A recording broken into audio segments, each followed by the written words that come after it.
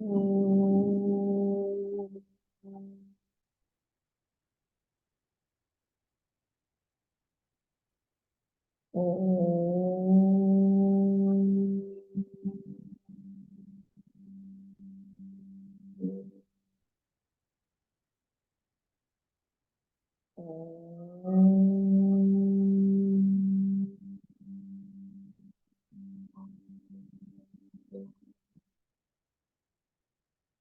सहना भवतु सहनौ भुनक्तु सह वीर्यं करवावहै तेजस्विनावधीतमस्तु मा विद्विषावहै।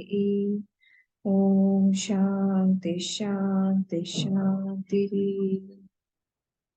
ओम गणानां त्वा गणपतिगं हवामहे कविं कवीनामुपमश्रवस्तमं ज्येष्ठराजं ब्रह्मणां ब्रह्मणस्पत आनश्यन्वन्नोतिभिः ओम श्री महागणपतये नमः। सरस्वती नमस्तुभ्यं वरदे कामरूपिणि विद्यारम्भं करिष्यामि सिद्धिर्भवतु मे सदा। गुरुर्ब्रह्मा गुरुर्विष्णुः गुरुर्देवो महेश्वरः गुरुरेव परं ब्रह्म तस्मै श्री गुरवे नमः। सदाशिवसमारम्भां शङ्कराचार्यमध्यमाम् अस्मदाचार्यपर्यन्तां वन्दे गुरुपरम्पराम्। श्रुतिस्मृतिपुराणानाम् आलयं करुणालयं नमामि भगवत्पाद शङ्करं लोकशङ्करम्। हम लोग ये पढ़ेंगे ध्यान श्लोकम। ओम पार्थाय प्रतिबोधिता भगवता नारायणेन स्वयं व्यासेन ग्रथिता पुराणेन मध्ये महाभारतम् अद्वैतामृतवर्षिणी भगवती अष्टादशाध्यायिनी अम्ब त्वामनुसन्दधामि भगवद्गीते भवद्वेषिणी। नमोऽस्तुते व्यासविशालबुद्धे फुल्लारविन्दायतपात्रनेत्र येन त्वया भारततैलपूर्णः प्रज्वालितो ज्ञानमयप्रदीपः प्रपन्नपारिजाताय स्तोत्रवैत्रैकपाणये ज्ञानमुद्राय कृष्णाय गीतामृतदुहे नमः। सर्वोपनिषदो गावः दोग्धा गोपालनन्दनः पार्थो वत्स सुधीर्भोक्ता दुग्धं गीतामृतं महत्। वसुदेवसुतं देवं कंसचाणूरमर्दनं देवकी परमानन्दं कृष्णं वन्दे जगद्गुरुं। कृष्णं वन्दे जगद्गुरुम्। 13th चैप्टर हम लोग आज से शुरू करेंगे। 13th चैप्टर फर्स्ट 2 श्लोक्स पढ़ते हैं। पहला तो ओम श्री परमात्मने नमः। अथ त्रयोदशोऽध्यायः। श्री भगवानुवाच इदं शरीरं कौन्तेय क्षेत्रमित्यभिधीयते एतद्यो वेत्ति तं प्राहुः क्षेत्रज्ञ इति तद्विदः। इदं शरीरं कौन्तेय क्षेत्रमित्यभिधीयते एतद्यो वेत्ति तं प्राहुः क्षेत्रज्ञ इति तद्विदः। क्षेत्रज्ञं चापि मां विद्धि सर्वक्षेत्रेषु भारत। क्षेत्रक्षेत्रज्ञयोर्ज्ञानं यत्तज्ज्ञानं मतं मम क्षेत्रज्ञं चापि मां विद्धि सर्वक्षेत्रेषु भारत। क्षेत्रक्षेत्रज्ञयोः ज्ञानं यत्तज्ज्ञानं मतं मम, यत्तज्ज्ञानं मतं मम। जो चैप्टर 12 है उसमें भगवान ने डिटेल में जो उनके प्रिय भक्त हैं उसके बारे में बताया है कि वो कौन है, उनका जो सबसे प्रिय भक्त है वो कौन है। तो उसमें जब शुरू हुआ था श्लोक नंबर 1, हमने इसको डिटेल में देखा है। वो अर्जुन का क्वेश्चन था कि मैंने आपसे पहले उसी अव्यक्त ईश्वर के बारे में भी सुना हुआ है और व्यक्त ईश्वर के बारे में भी सुना हुआ है। तो आप मुझे ये बताइए कि दोनों में से अव्यक्त की जो उपासना करता है या व्यक्त की उपासना करता है, दोनों में से कौन ज्यादा योग में स्थित है, कौन ज्यादा बेटर है, नहीं पूछा था। आपकी जो ट्रांसलेशन में आप पढ़िएगा उसमें लिखा हुआ है कि सगुण उपासक बेटर है या निर्गुण उपासक बेटर है। उसमें अलग अलग स्थिति पर डिपेंड करता है हम कहाँ पर है, हमारा प्लेटफॉर्म कहाँ है, अभी हमारी सीट कहाँ है। तो फिर उस हिसाब से हम लोगों को हमारी उपासना चूज करनी चाहिए। जब कभी भी मन ज्यादा खराब होता है, तब हम लोग जो है एकदम ध्यान में बैठ जाएंगे, तब हम लोग को उतना ज्यादा सुकून नहीं मिलता है। अगर हम लोग सगुण की उपासना करेंगे उस समय ज्यादा हमारा मन शांत हो जाता है। तो इसीलिए देखिए ये दोनों जो अव्यक्त और व्यक्त हैं, जो दोनों सगुण और निर्गुण भगवान है, ये हमारे सनातन धर्म में ही इस तरह से बोला गया कि ये दो तरह के भगवान हैं। बाकी सारे या तो निर्गुण को मानते हैं या फिर सगुण को मानते हैं। उनकी ऐसी कैपेसिटी नहीं है कि वो लोग निर्गुण भी हैं वो सगुण भी है। जितने भी दूसरे भी जो भी माइनर माइनर ये हैं, वो लोग भी ऐसे ही मानते हैं। उन लोग का भी ऐसे ही, किसी एक को मानेंगे, वो दोनों को नहीं मानेंगे। हम लोगों के यहाँ पे सनातन धर्म ने इस चीज को उस तरह से लिया हुआ है कि आपको फ्री एक हैंड दिया हुआ है कि आप अपने माइंड को देखिए कि आपको कौन सा रूप किस समय ठीक लगता है। और कभी कभी हमारी जब भी रिक्वायरमेंट होती है, कभी कभी हमारी रिक्वायरमेंट सगुण की होती है, कभी कभी उसी निर्गुण को भी हम देखना चाहते हैं। जब हमारा मन बहुत ज्यादा खराब होता है, दुखी होता है, तब अगर हम लोग उसी निर्गुण भगवान को हर चीज में देखें कि वो जो है वो सिर्फ इस मूर्ति में नहीं है, बल्कि हमारे जो प्रॉब्लम्स है वो भी वही बन के आया हुआ है, तो हमारा मन थोड़ा शांत हो जाता है। हमको लगता है कि ठीक है, चलो ये बात हमारे मन से नहीं हुई है, हमारे हिसाब से नहीं हुई है, तो हमारे भगवान के हिसाब से ही हुई है, उनकी इच्छा से ही हुई है, तब हमारा मन शांत हो जाता है। तो इसीलिए निर्गुण को और सगुण को यूज कैसे करना है ये हमें पता होना चाहिए। हमको दे दिया है पूरा, हमारे पास में पूरा वेद है। आप लोगों को पता होगा कि वेद में पूरा कर्म कांड भी है, वेद में पूरा ज्ञान कांड भी है, उपासना भी है, उसमें उसमें निर्गुण की भी उपासना है, सगुण की भी उपासना है, उसमें ज्ञान मार्ग भी है, उसमें गृहस्थाश्रम भी है, उसमें ब्रह्मचर्य आश्रम भी है, उसमें वानप्रस्थ के भी बारे में बताया, उसमें सन्यास के बारे में बताया। और जो ज्ञानी है उसके बारे में स्थिति में भी बताया कि उसके लिए कोई वेद भी जो है वो भी उसको उसको लिमिट में डाल नहीं सकता, उसको वो मर्यादा में रख नहीं सकता। वेद की मर्यादा भी इसलिए, जैसे ही संन्यास मिलता है तो जनेऊ को काट दिया जाता है। अब वो ब्रह्मचारी जो है वो सन्यासी बन गया, जनेऊ काट दिया, उसका ये जो टफ्ट होता है यहाँ पे चोटी होती है उसको काट देते हैं। ये सब इसीलिए है कि वो वेद के अंडर में है।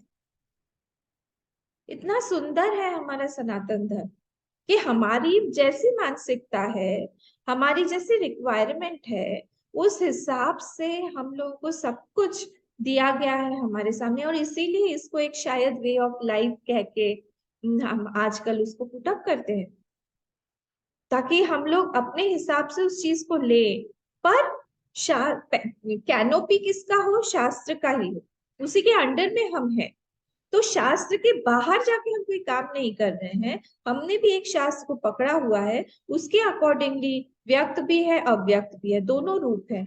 जो जिस समय हम लोग, जैसे अभी अगर मैं पूछूं आपको कि आपको मेरे यहाँ पे आना है या फिर आपको जो है वो जो दूसरे हमारे जो रिलेटिव हैं उनके घर पे आना है, मैं अगर आपसे ऐसा प्रश्न पूछूं कि आपको मेरे यहाँ पे आना है या हमारे जो दूसरे रिलेटिव थोड़े से दूर रहते हैं वो वहां पे आना है, हम कहाँ मिले? तो कहाँ पे मिले, तो मैं क्या जानने की कोशिश करूंगी कि सबसे क्लोजेस्ट कौन है, आप कहाँ पे हैं अभी, सिटी के कौन से भाग में हैं, आपके लिए क्लोज मेरा आश्रम पड़ेगा या फिर जो रिलेटिव है उसका घर पड़ेगा, उस हिसाब से हम लोग मीटिंग पॉइंट एक डिसाइड करेंगे। सेम वही आंसर यहाँ पे भगवान श्री कृष्ण ने भी दिया कि तुम डिसाइड करो पहले कि तुम्हारी सीट अभी कहाँ है, तुम अवेलेबल कहाँ पे हो। इसीलिए बेटर कौन सा है दोनों में से, अव्यक्त है या फिर व्यक्त है, सगुण रूप है, ये दोनों, ये क्वेश्चन नहीं हो सकता है। जहां पे हमारी सीट है, we have to discover our seat wherever we are place, from there we have to move ahead, हमारा प्रोग्रेस वहां से होगा।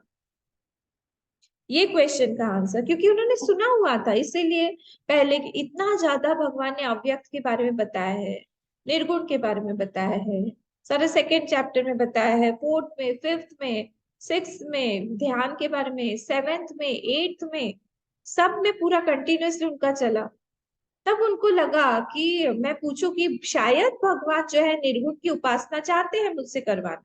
सेंसिटिविटी है देखिए अर्जुन में भी, अर्जुन की तरह हमको भी बनना चाहिए कि हम पूछ बार बार हम उस जो भी बोला जाता है उससे हम अपना एक्सपीरियंस को बार बार हम टटोले, उस एक्सपीरियंस को हम लगाएं, तभी जाके वो इम्प्रेशन पड़ता है। अच्छा ऐसे बोला है, जितनी बार होगा हमारा, हम जब सुनते हैं किसी चीज को, ओहो हाँ, ओ ये तो मुझे पता ही नहीं था, अच्छा, ये जितनी बार होगा हमारा उतना ज्यादा इम्प्रेशन पड़ रहा है।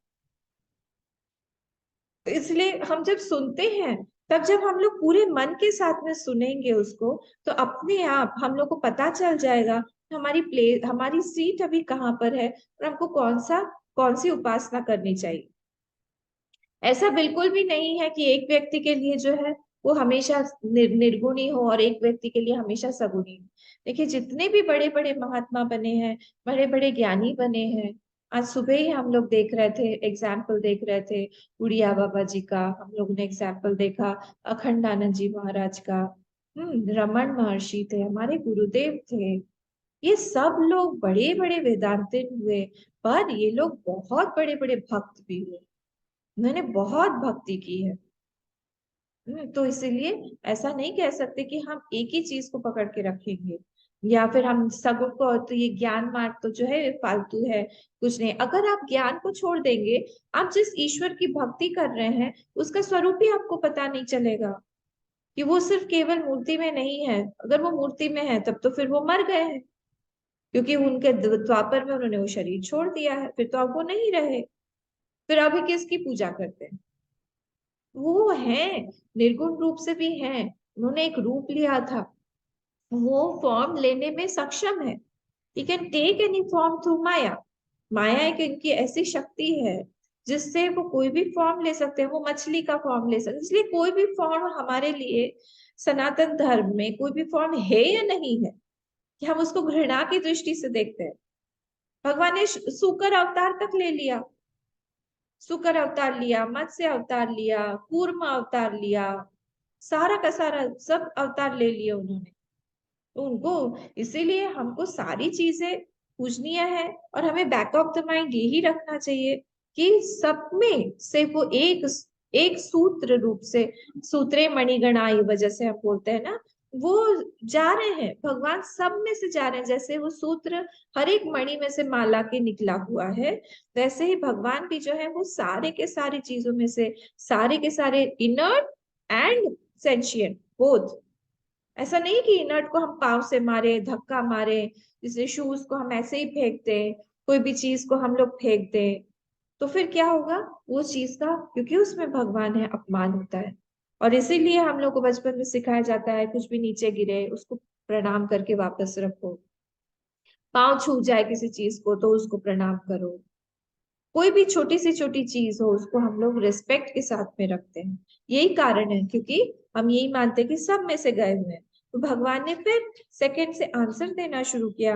उन्होंने कहा कि देखो, मय्या वेश मनो ये माम नित्य युक्ता उपासते श्रद्धया परोपेता ते में युक्त तमा, 12th चैप्टर।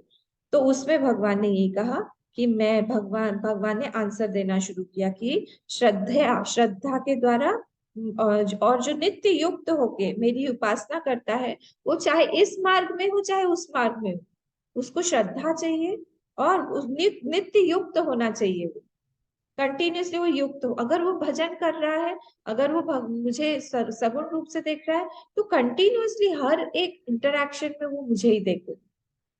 तब जाके एनिमी भी सामने आ जाए तो उसमें भी वो मुझे ही देखे। जैसे वृत्रासुर का एग्जाम्पल आता है भागवत में ही। उसका शत्रु था इंद्र। इंद्र को भी वो देख के यही बोला। उस समय बहुत बड़े महात्मा हुए थे वृत्रासुर, राक्षस योनि में, दानव योनि में पैदा हुए थे। और फिर बाद में जब लड़ाई युद्ध मैदान में आए तब उन्होंने ही बोला कि भगवान की इच्छा है, हे पुरंदर, हे इंद्र, भगवान की इच्छा है इसीलिए अभी तुम जीतोगे। पर तुम्हारे जीतने या हारने से मेरे अंदर की में मलिनता नहीं आएगी मेरे प्रभु के लिए। मैं तो उनको अभी भी तुम्हारे अंदर भी देख रहा हूँ। तो चाहे कोई भी परिस्थिति हो, उसमें भी हमारी आंख उस समय भगवान को ना भूले। तो श्रद्धा के साथ में और नित्य युक्ता मई आवेश मनोयमा, आवेशित हो गए हैं भगवान उसके अंदर, तब क्या होगा, वही उसके लिए युक्तता में है। ये मेरा मत है। हाँ, फिर थर्ड और फोर्थ में भगवान ने ये कहा कि जो लोग उपासना करते हैं, कौन सी उपासना करते हैं, अक्षर ब्रह्म, वो लोग भी जो है वो मुझे ही प्राप्त करते हैं। ये सगुण ब्रह्म वाले भी मुझे प्राप्त करते हैं और निर्गुण ब्रह्म वाले भी, अक्षर ब्रह्म वाले भी। अव्यक्त उपासना के बारे में उन्होंने बताया। फिर फिफ्थ में जो है उन्होंने कंपैरिजन बोला। क्लेश तो है, फिर तकलीफ तो है, क्लेशोधिक तरस तेषाम अव्यक्ता सत्य जैसे था। जो अव्यक्त को या फिर निर्गुण की उपासना जो करता है उसके लिए थोड़ा सा डिफिकल्ट मार्ग हो जाता है, अगर उसके अंदर में डिस्पैशन नहीं होगा तो, वैराग्य नहीं होगा तो। तो इसीलिए यहाँ पे मार्ग इजी क्यों हो गया। हमको हमको हलवा पूरी पसंद है, हाँ, बहुत पसंद है। हमने क्या किया, अभी नवरात्रि गई, अब अष्टमी है। अष्टमी को हमने देवी को भोग लगाया, बहुत अच्छे से हलवा पूरी इत्यादि, पनीर ये वो खूब अच्छे से भोग लगाया। हाँ, भोग लगा के हमने भी खा लिया। हमने भी अच्छे से खाया, पेट भर के खाया, मतलब व्रत तोड़ दिया। कोई कोई लोग अष्टमी पे ही व्रत तोड़ देते हैं, मुझे आश्चर्य हुआ। मैं कहा कि हाँ, हम लोग अष्टमी पे कन्या पूजन, कन्या खिला के हम भी तोड़ देते हैं व्रत। तो नवरात्रि नहीं हुई उनकी, अष्टरात्रि हुई। तो अब ये वैसे ही यहाँ पे इजी हो जाता है। हम अपनी वासनाओं को क्या कर रहे हैं, हम किसी के साथ में मिला के, किसी को समर्पित करके हम भगवान को समर्पित करके दे रहे हैं। ठीक है, ध्यान दीजिएगा, ये सब इंपॉर्टेंट है। तो पर यहाँ पे क्या होता है, जब निर्गुण की उपासना करते हैं वहां पे कोई आलंबन नहीं रहता। वहां पे your mind has to be very pure. तुम्हारे अंदर राग द्वेष मद मात्सर्य ये सब जो है, ये नहीं रहना चाहिए। ये रहेगा तो फिर प्रॉब्लम हो जाएगी, तुम्हारा ध्यान ही नहीं हो पाएगा।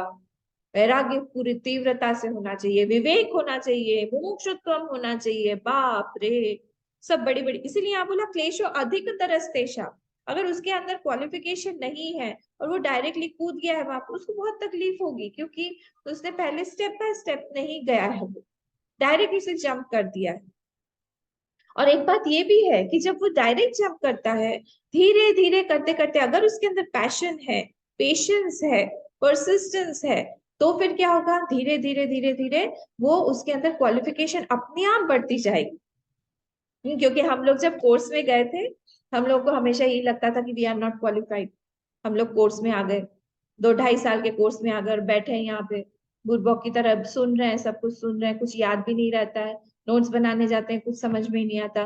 फिर हम लोग कॉपी लेते हैं, उसकी सुनते हैं सारा प्रवचन, फिर जॉट डाउन करके लिखते हैं। नोट्स देना, सबमिट करना जरूरी था वहां पे। नोट्स लिख लिख के देते हैं, आधा रहता है आधा नहीं। तो फिर एक दिन इतना क्वालिफिकेशन क्वालिफिकेशन सुनते सुनते लगा, स्वामी जी समझ गए, लगा कि स्वामी जी हम लोग ना क्वालिफाइड नहीं है इस कोर्स के लिए। बोले चिंता मत करो, जब हम सुनते हैं, करते हैं, इंसिस्टेंटली करते हैं और रोज परसिस्टेंटली करते हैं, कंटिन्यूअसली इसको पकड़ के रखते हैं, अपने आप हमारा क्वालिफिकेशन बढ़ा देते हैं भगवान।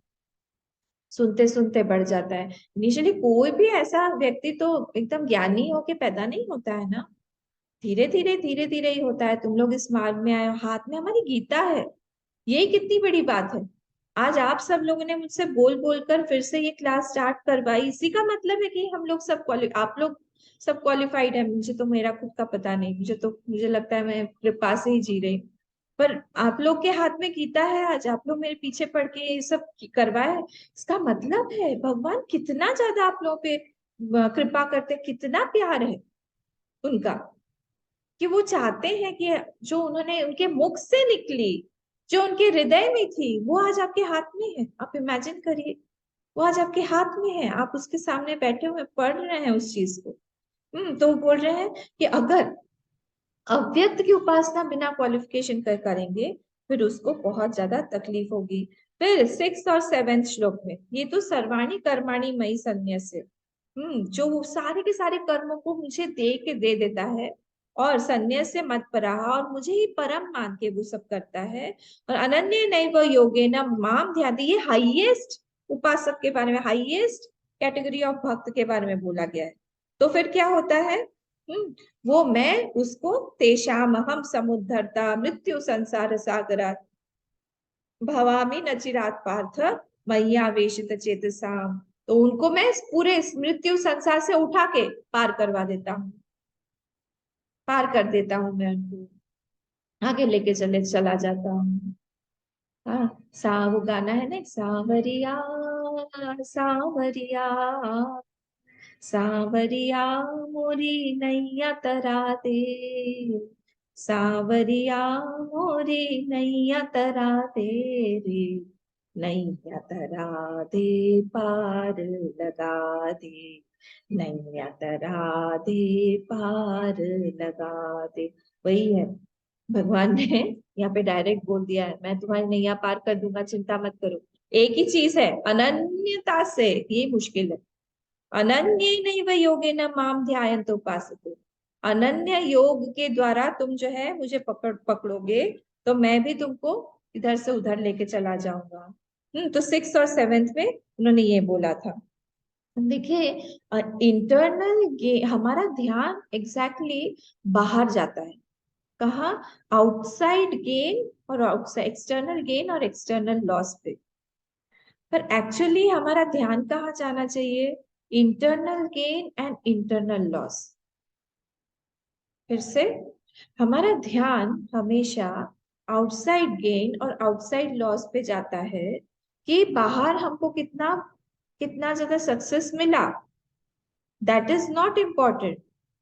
हमारे अंदर में कितना सक्सेस मिला हमें, वो ज्यादा इंपॉर्टेंट है। क्योंकि इनर लॉस अगर हमारा हुआ, हमारी क्वालिटीज, हमारी वैल्यूज अगर गिर गई, हमारा मन अगर खराब हो गया, दूषित हो गया, बाहर से बहुत हमको मिला पर अंदर से हम लोग गिर गए, तो फिर उसको उठाना, उसको रिडीम करना, उसको वापस उसको प्रॉफिट में बदलना थोड़ा मुश्किल हो जाता है, उसमें टाइम लगता है। बाहर का हमको मिल जाएगा, हमारा मन खराब हो गया, हमारा कैरेक्टर लॉस हो गया, हमने मन से गंदी बातें किसी के बारे में सोची, हमने हमने किसी को मन से ही हमने उतार दिया, हमने किसी पे लांछन लगाया मन से, बाहर से नहीं, और बाहर हमको खूब सक्सेस मिल रही है, ये चीज जो है यहाँ पे बोली गई है कि ये गलत है। अंदर से आपका बहुत बड़ा नुकसान हुआ है। जो साधक होता है उसका ध्यान कहाँ जाता है? इंटरनल लॉस और internal gain. Outside external loss, external gain पे उसका कोई ध्यान नहीं जाता, उसको कोई भी फर्क नहीं पड़ता है। Does not give importance at all to outside gain और आउटसाइड लॉस। अगर हम उस कैटेगरी में हैं, तो फिर हम लोग हैं सीकर। हमें हमेशा ये ध्यान देते रहना चाहिए, बाहर के लोग क्या बोल रहे हैं, नहीं बोल रहे हैं, दैट इज नॉट इम्पोर्टेंट। लोग बोलते रहेंगे, हम कुछ भी करें वो बोलते रहेंगे, but what is my inner gain after all? 5 साल 6 साल हम मिशन में हैं, जितने भी साल हैं, 10 साल हैं, 15 साल हैं, what have I gained internally? अंदर से मेरी गुरु भक्ति बढ़ी है क्या? अंदर से मेरी प्योरिटी बढ़ी है क्या? अंदर से मेरी निष्ठा बढ़ी है क्या? अंदर से मेरा समर्पण भगवान के लिए बढ़ा है क्या? मेरा फेथ, मेरा जो मेरी श्रद्धा थी वो बढ़ी है क्या? कोई बाहर से प्रॉब्लम आए तो फिर मैं फटाक से किसको आरोपित करता हूँ? अपने आप को आरोप लगाता हूँ, मेरे कर्म को लगाता हूँ, या सिचुएशन को बोलता हूँ, या पर्सन को बोलता हूँ कि इसके वजह से ये situation I? That is more important. तो भगवान यहाँ पे यही बोल रहे हैं कि हमारा ध्यान वहां पे रहना चाहिए। अगर ऐसा हुआ, ऐसा अगर एक कोई व्यक्ति है जो अपने तरफ अपने को रिडीम करना चाहता है, अपने को ठीक करना चाह रहा है, अपने आप को अपलिफ्ट करना चाह रहा है, तो फिर मैं उसको हेल्प करता हूँ, मैं उठा के उसको पार लगा देता हूँ। पर अगर वो बाहरी सारी चीजें चाह रहा है, वेल एंड गुड, मैं बोलता हूँ उसको तुम बाहर का ही काम करो। वो एक स्टोरी आपको पता है? एक बार अर्जुन और श्री कृष्ण भगवान रथ से कहीं जा रहे थे। अगर मुझे स्टोरी बीच में ना याद है, आप लोग हेल्प करना मुझे। तो एक बार जा रहे थे तो उनको उनको रात में कहीं स्टे करना था। तो एक बहुत बड़ा एक घर दिखा उनको, मैंशन दिखा। तो उन्होंने सोचा कि चलो यहीं पे चल के रहते हैं, पूछते हैं। तो अर्जुन गए, उन्होंने पूछा तो कि क्या हम यहाँ पे रात में रुक सकते हैं क्या? उन्होंने कहा आइए आइए, आप लोग अंदर आइए। बहुत बड़ा घर था, सब कुछ हुआ। उनको पानी वानी पिलाया, उनको खाना वाना खिलाया। उनको बोला कि नहीं, आप रात में तो हम नहीं रुकने देंगे, यहाँ पे कोई जगह नहीं। तो ये लोग चले आए। जब बाहर आए तब भगवान श्री कृष्ण ने वहां से खड़े खड़े इनको आशीर्वाद दिया। तुम खूब फलो, तुम्हारा खूब अच्छा हो, तुम्हारा ये घर वर सब बहुत और बढ़े, तुम्हारे तुम्हारे पास और पैसा है, तुम्हारा बिजनेस बहुत बढ़े, खूब खूब खूब आशीर्वाद दिए दूर से ही। देखिए, अदरवाइज मत लीजिएगा इस चीज को। खूब किया। फिर अर्जुन भी सोच रहे थे कि अच्छा, भगवान जो है कितना बड़ा हृदय है उनका कि इस तरह से आशीर्वाद दे रहे हैं। फिर बोले, आप माधव रहेंगे कहाँ? हम बोले चलते हैं, वो पास में ही एक झुग्गी है, झोपड़ी है छोटी सी, वहां पे चल के पूछते हैं। तो वहां पे गए, रात में रुकना था। तो वहां गए, वहां पे जाके पूछा। एक कपल आया, बहुत गरीब सा कपल था, हस्बैंड वाइफ दोनों थे। और दोनों ने हाथ जोड़ के, भगवान आए हैं हमारे घर, वाह हमारे अहोभाग्य हैं, वाह वाह, बहुत भगवान आपका बहुत बहुत धन्यवाद, कृपा है आप बहुत आपकी, आइए अंदर बैठे। उनकी झोपड़ी पूरी खाली कर दी, जो भी था उनको खिलाया पिलाया। और बोले आप यहीं पे रात में सोइए, बिल्कुल हमें कोई एतराज नहीं है, आपत्ति नहीं है, हम बाहर सोएंगे। और दोनों हस्बैंड वाइफ पेड़ के नीचे सोए। और ये जो है अंदर दोनों आराम से लेटे। उनका, इनके पास में जितना भी ब्लैंकेट, एक जो थोड़ा सा सा था फटा पुराना, वो भी इन भगवान को और अर्जुन को दे दिया, आराम से सोए।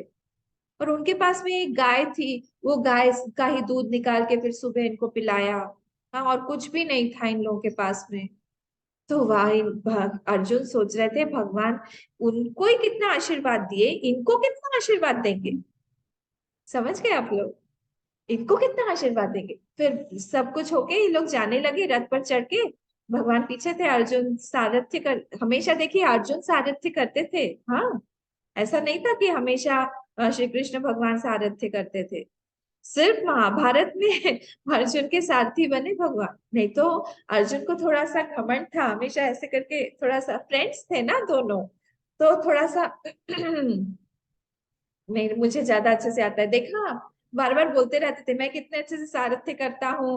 देखा, मतलब ड्राइविंग होता है ना एक तरह से, तो वो देखा मैं कैसे लेके गया, देखा कैसे ऐसे काट दिया, देखा कितने फास्ट गया, कई बार ऐसे बोलते थे।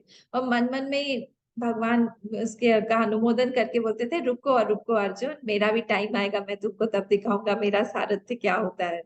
तो खैर, तो ये लोग बाहर निकले, गए, जाने लगे। तब भगवान ने रुक के बोला कि उनको आशीर्वाद देते हुए कहा कि तुम्हारी ये जो गाय है ये मर जाए, तुम्हारा जो घर है इसमें आग लग जाए। समझ गए आप लोग? तो अर्जुन एकदम स्टन्ड, बोले भगवान आप क्या कर रहे हैं? उनके पास इस झोपड़ी के अलावा और कुछ है नहीं, और उनके पास में ये एक गाय के सिवा और कुछ है नहीं। फिर भगवान ने बोले मुझे आप प्रश्न का उत्तर दीजिए। उस व्यक्ति ने जिसने आपका अपमान किया, उसको आपने इतना फ्लरिश कर दिया, प्रॉस्परस होने का आशीर्वाद दिया, और इस व्यक्ति ने अपना सब कुछ आपको दे दिया, और उसके आप गाय को मार डाले, उसके घर को आग लगा दी। ऐसे क्यों किया आपने? बोले अर्जुन तुम नहीं समझोगे इस बात को। मैं हमेशा मेरे भक्त के लिए बहुत ज्यादा पॉजिटिव होता हूँ। मैं हमेशा यही चाहूंगा कि वो मेरा बन के रहे। एक सिर्फ गाय है और छोटी सी झोपड़ी है, उसके कारण ये लोग अटके हुए हैं यहाँ पे। वो भी हाथ से चला जाएगा, ये पूरी तरह से मेरे भरोसे पर मेरे आश्रित आ जाएंगे, तब मैं पूरी तरह से इनका सब ग्रहण करूंगा, सब कुछ इनको दूंगा। योगक्षेम वहां में हम, मेरा तो ये प्रण ही है कि योग और क्षेम में वहन करता हूँ। बोले फिर उनको क्यों आशीर्वाद दिया? बोले इसीलिए दिया कि वो उसमें रमण कर रहे हैं, संसार में है, संसार में ही जाए, खूब फले फूले, पोते पोती होए, प्रॉस्परस बिजनेस हो, खूब पैसा हो, कमाए, उसी में रमण करते रहे, उनको मेरे बारे में कुछ पता भी नहीं चलेगा।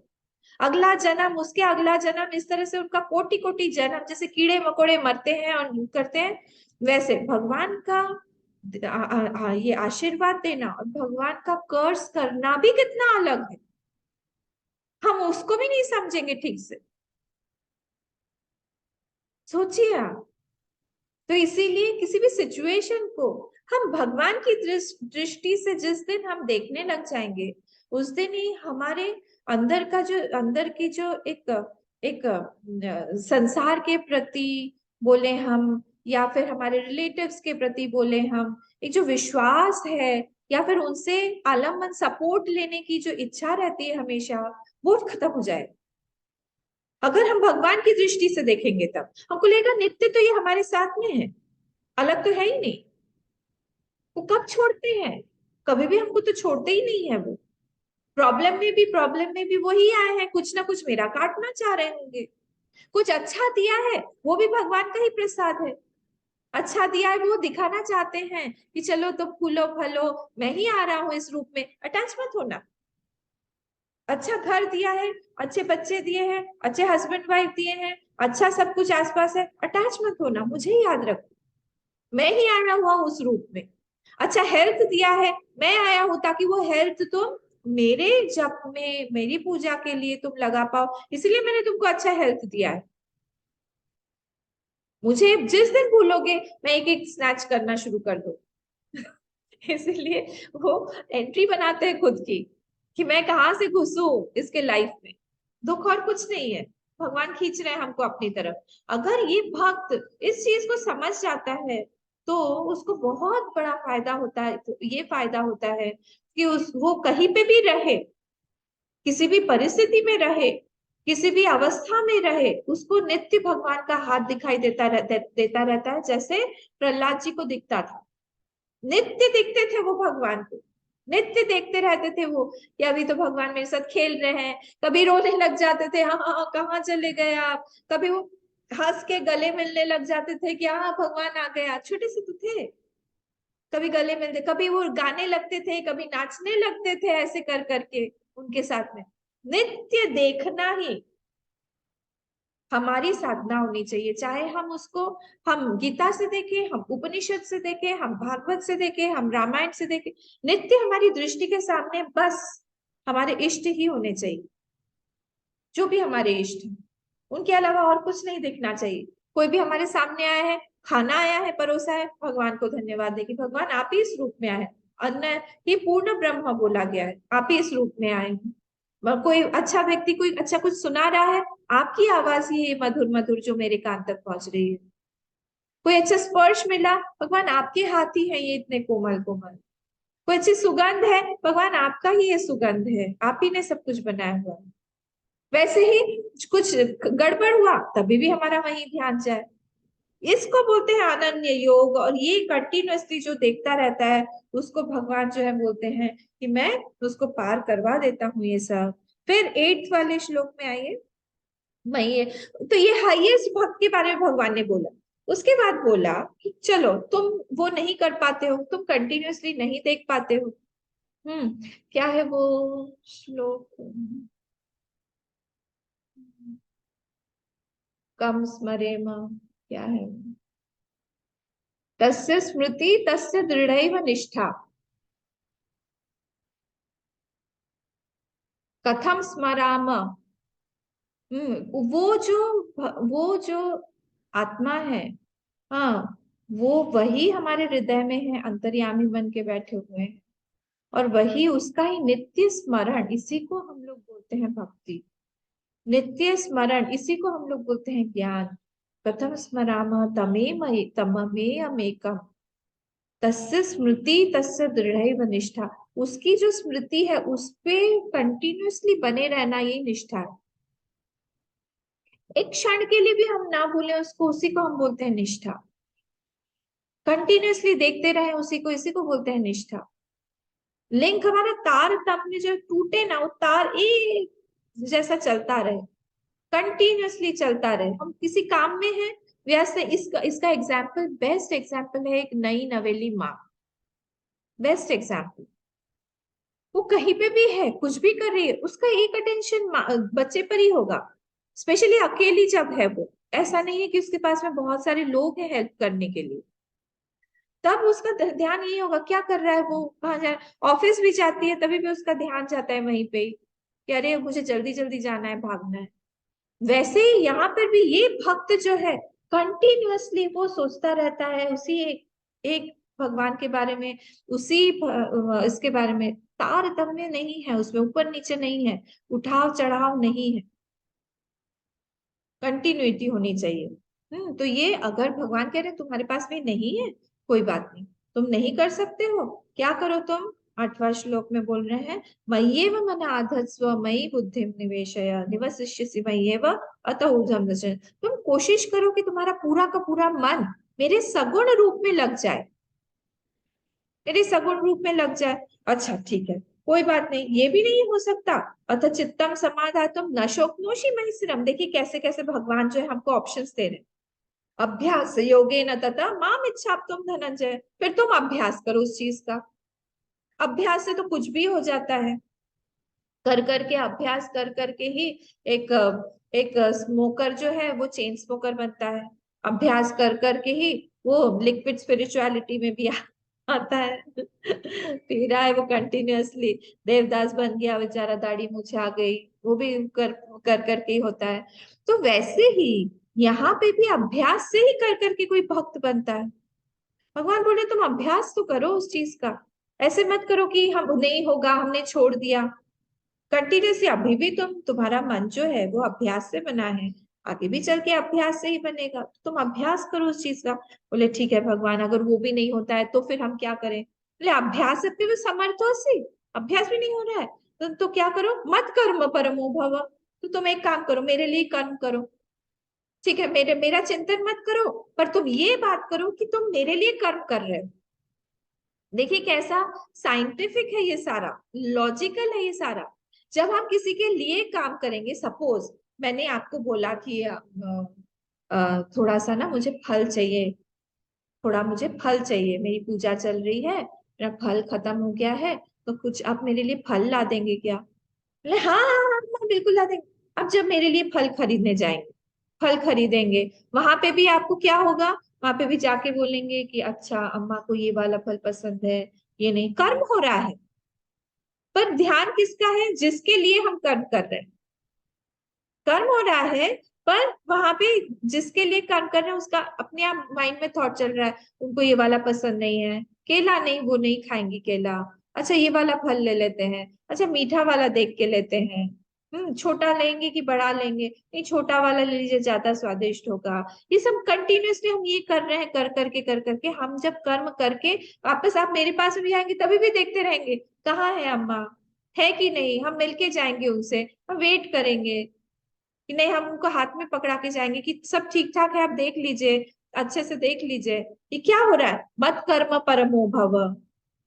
अभ्यास पे समझ दो सी, मत कर्म परमो भव। मदर्थमपि कर्माणि कुर्वम सिद्धिम अवाप्स्यसि। ये कर करके उसमें कुर्वन् सिद्धिम, उसमें सिद्धि आ जाएगी आपकी।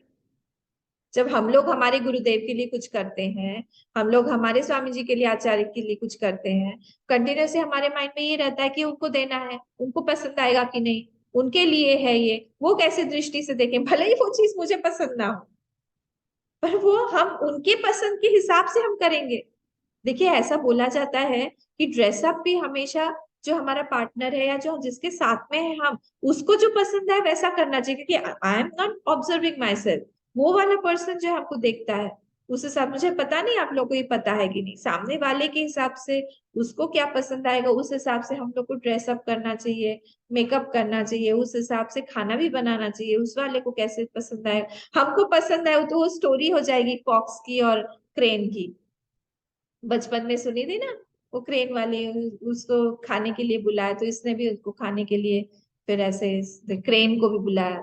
वो स्टोरी में मैं नहीं जाऊंगी, पंचतंत्र की स्टोरी है। तो वैसा नहीं होना चाहिए। तो यहाँ पे भगवान ये कह रहे हैं कि करते करते करते करते जब तुम मेरे लिए कर्म करोगे उसमें सिद्धि आने लगेगी। किस चीज की सिद्धि? अभ्यास होता रहेगा, मुझे मेरा ध्यान करते रहोगे, अभ्यास होता रहेगा, करते करते करते करते तुम सारे के सारे काम मेरे ही लिए करोगे, फिर अपने आप तुम्हारा एक थॉट फिक्स हो जाएगा, थॉट फिक्सेशन हो जाएगा कि ये सारे काम जो है हम हमारे भगवान के लिए कर रहे हैं, सब कुछ उन्हीं के लिए कर रहे हैं। जैसे जब जब भी हम आश्रम आते हैं, हमको सब कुछ लगता है कि ये गुरुदेव का ही है, उन्हीं के हिसाब से होना चाहिए, उनको क्या पसंद था, उनको पंक्चुअलिटी पसंद थी, उनको बीइंग ऑन टाइम पसंद था, उनको क्लेanलीनेस पसंद था, उनको ये सारी चीजें जो जो पसंद थी, सिस्टमैटिक सब कुछ होना चाहिए, डिसिप्लिन सब कुछ होना चाहिए।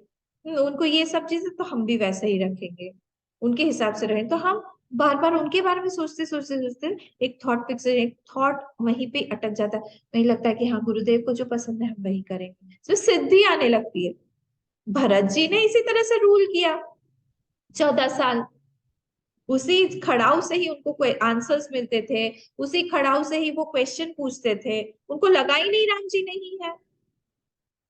ये सारे हमारे माइंड के, आपको क्या बोले आप, प्रिंसिपल्स हैं जो भगवान ने यहाँ पे बोले हुए हैं। जिस तरह से हमारा माइंड काम करता है, वो सारे प्रिंसिपल्स यहाँ बोले हैं। उन प्रिंसिपल्स को अगर हम लोग नॉक करेंगे तो हमारे अंदर अपने आप सिद्धि आने लगेगी, बोला भगवान ने डायरेक्ट। बोले अच्छा ठीक है, अथैतदप्य शब्दों से कितने दयालु हैं। बोल रहे हैं 11वें श्लोक में, तो ये भी तुम नहीं कर सकते हो, ये भी नहीं अगर कर सकते हो 11वें श्लोक, अथैतदप्य शब्दों से कर तो मध्योगम आश्रित, तो फिर एक काम करो, सर्व कर्म फल त्यागम तथा कुरु यतात्मवान। तो मेरे लिए भी कर्म नहीं कर सकते हो, तो सारे के सारे कर्म फल जो तुम्हारे पास आएंगे कर्म को करने के बाद, कर्म करते समय तो तुम मुझे याद नहीं कर पा रहे हो ना, कोई बात नहीं, पर जब कर्म फल आएगा उस कर्म फल को तुम मुझे दे दो, मुझे दे दो। और तुम यही बोलो कि ये सब कुछ भगवान का ही है, मुझे इसमें से कुछ भी नहीं चाहिए, सारे के सारे कर्म फल को मुझे दे दो। हमारे यहाँ पे क्या हो रहा है, हमारे यहाँ पे बच्चे की शादी है, बच्चे की शादी, हाँ भगवान को अर्पित कर दो, भगवान ने ही सब कुछ किया है, उन्हीं का बेटा है बेटी है, उन्हीं का ही दामाद है, उन्हीं का ही जमाई है, वही सब कुछ अरेंज करवा रहे हैं। ना मैंने इसको बनाया, ना मैंने उसको बनाया, ना मैंने परिस्थिति बनाई, ना मैंने ये सब रिश्ता अरेंज किया, सब कुछ अपने आप हो रहा है, आप ही सब कुछ कर रहे हैं, मैं बस एक निमित्त मात्र हूँ। हमारे यहाँ बच्चा हुआ है, वो भी भगवान ही उस रूप में आए हुए हैं, फल जो आया हुआ है उसको हम भगवान को अर्पित कर दें कि ये आपका ही है, आपको ही संभालना है, इस रूप में आप ही हमको प्यार देने के लिए आए हैं, कृपा देने के लिए आए हैं, मैं यहाँ पे आप ही को देख के अटैच हो रहा हूँ। भगवान कह रहे हैं तुम उस फल को मुझे दे दो, उससे चिपको मत, क्योंकि चिपकने से ही क्या होगा, कष्ट होगा बाद में, क्योंकि सारी चीजें यहाँ पे बहुत फ्लिम्सी है, बहुत चेंजिंग है, और तुम्हारा मन माइंड का एक सेट होगा, वहां से फिर एक्सपेक्टेशंस होंगी, वो पूरी नहीं होने पर तुमको बहुत कष्ट होगा, इसलिए सब कुछ मेरे पर अर्पण कर दो। मतलब 11वें में उन्होंने इस तरह से बोला। तो एक्स्ट्रा इम्प्रेशन जब हम लोग लेने लगते हैं ना संसार से, उसी को बोला जाता है अटैचमेंट।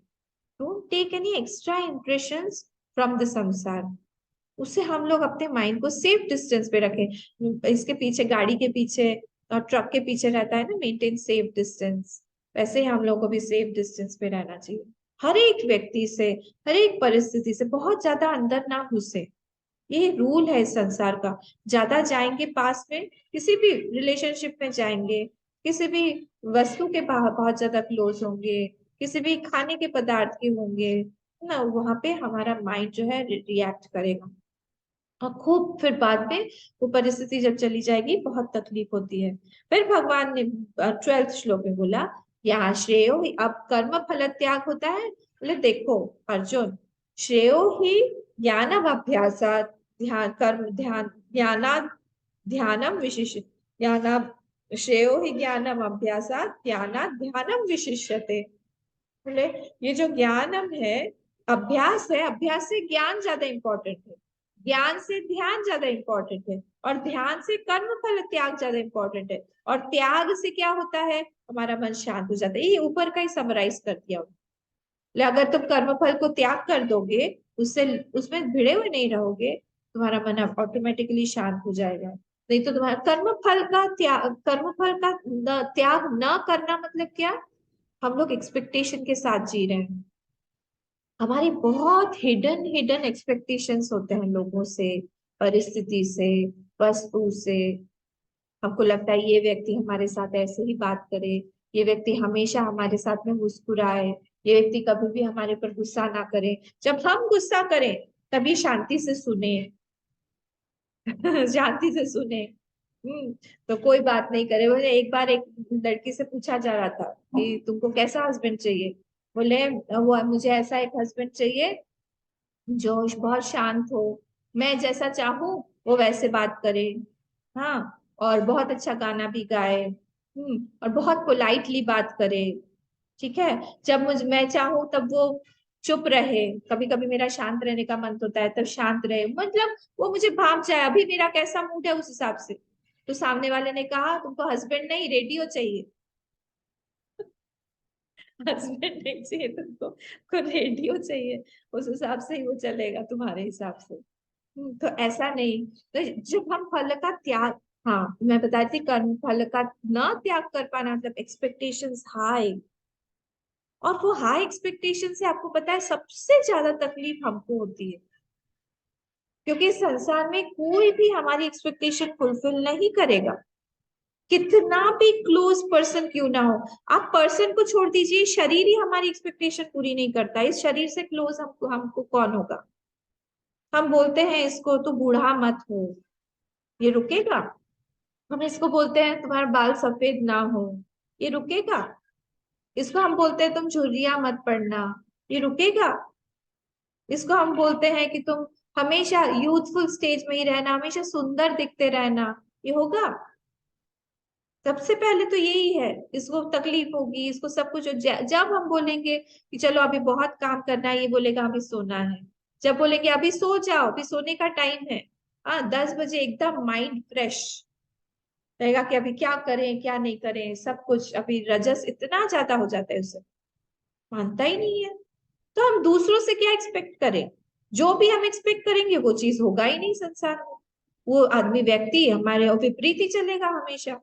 हम उसको बोलेंगे तुम गुस्सा मत करो और उसी दिन उसका गुस्सा रहे। हमने बिल्कुल प्लान किया है, बहुत अच्छे से घर सजाया है, डिनर टेबल हमारे लिए रेडी है कि हम लोग सब मिलके साथ में डिनर करेंगे, कैंडल लाइट डिनर करेंगे आज। कैंडल लाइट, कैंडल लाइट में खाना दिखता कैसे है मुझे ही समझ में नहीं आता। लेकिन कैंडल लाइट डिनर करेंगे, कई कई लोगों को होता है, उन लोग को डिम लाइट पसंद होता है।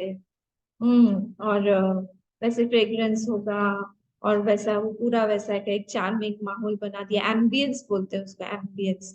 तो एम्बियंस बना के वो लोग बैठे, और महाशय आए ऑफिस से, और महाशय आए, और अंदर आने के बाद एक बैग फेंका, सूटकेस उधर से ब्रीफकेस फेंका।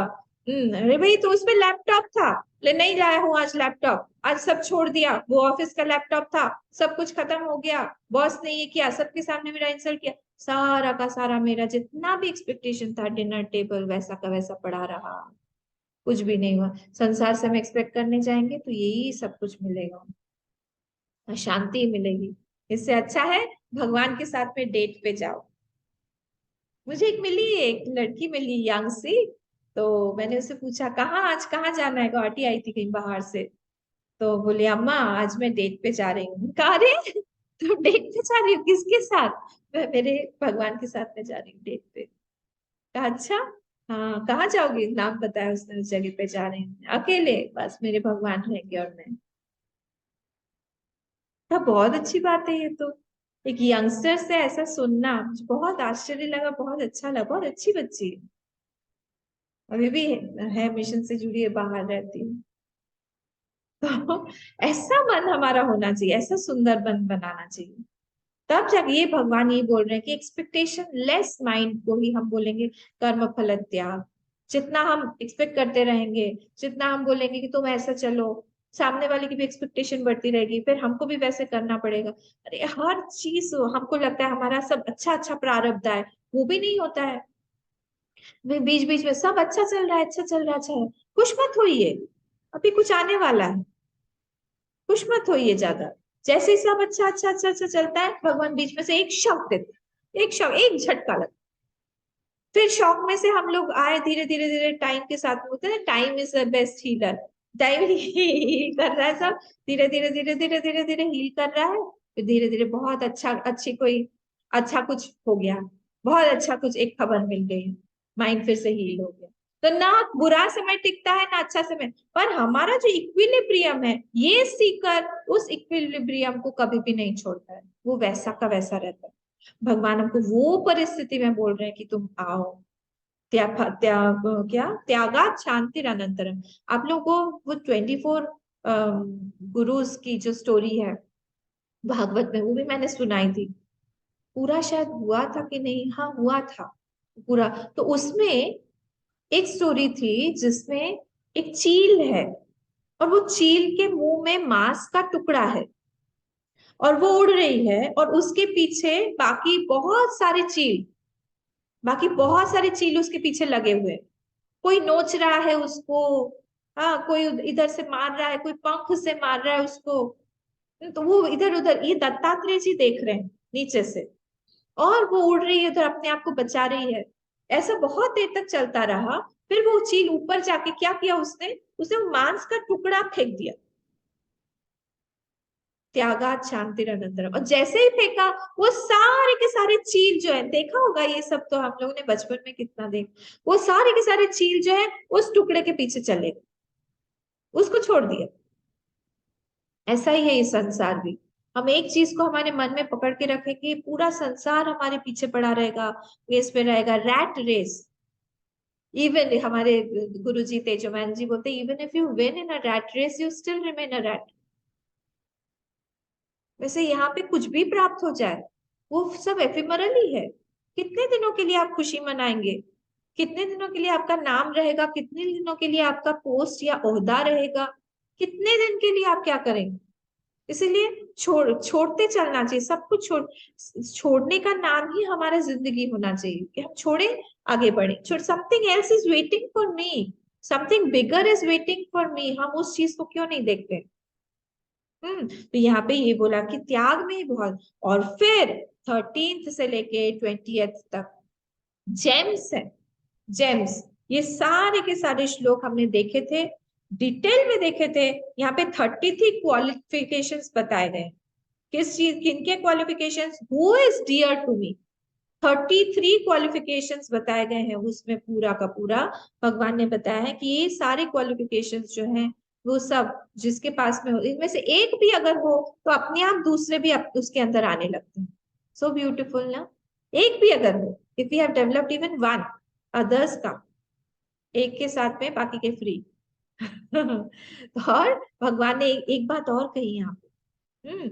ये बोला कि ये सारे जो क्वालिफिकेशंस हैं, ये ज्ञानी के क्वालिफिकेशंस हैं।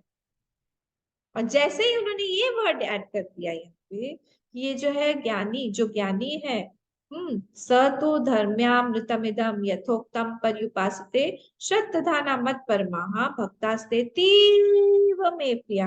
वो मेरे लिए अतीव प्रिय है। और ये सारे के सारे क्वालिफिकेशंस अगर उस ज्ञानी में होते हैं, वो ज्ञानी कौन है, इसी के बारे में, ज्ञानी कौन है, वो ज्ञानी किस तरह से इन सब क्वालिफिकेशंस को देखता है, वो ज्ञानी किस तरह से उन भगवान को देखता है, वो भगवान को, वो भगवान का स्वरूप क्या है, सब जानता है वो। जीव कौन है, वो ईश्वर कौन है, वो सबको जानने वाला ज्ञानी है। उसी के बारे में ये पूरा 13th चैप्टर है, पूरा 13th चैप्टर इसी के ऊपर डिपेंड, मतलब इस पे है, क्योंकि हमको कनेक्ट करना है तो ना। तो क्षेत्र क्षेत्रज्ञ, इस 13th चैप्टर का नाम है क्षेत्र क्षेत्रज्ञ विभाग योग। हाँ, विभाग योग।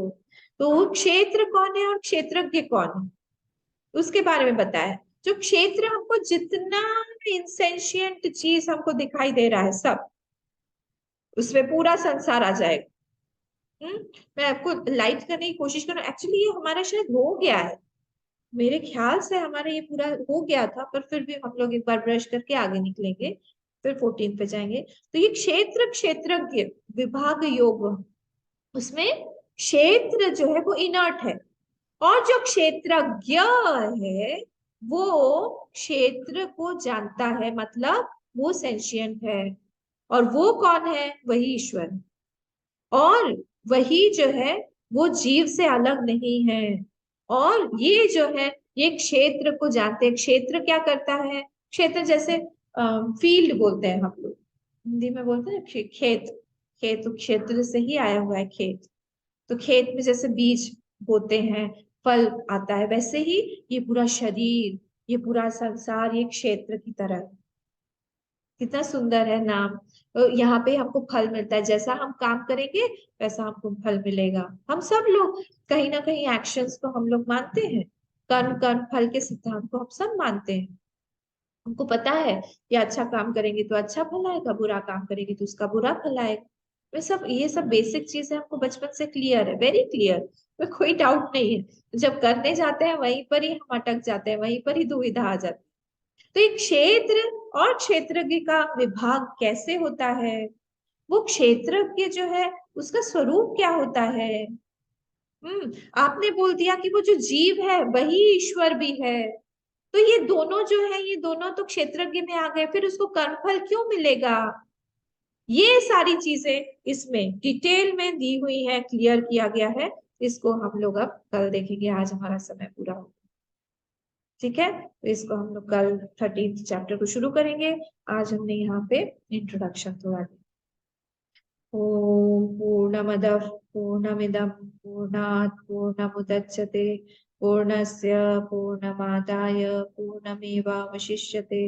ओम शांति शांति शांति। हरि ओम। श्री गुरुभ्यो नमः। हरि ओम।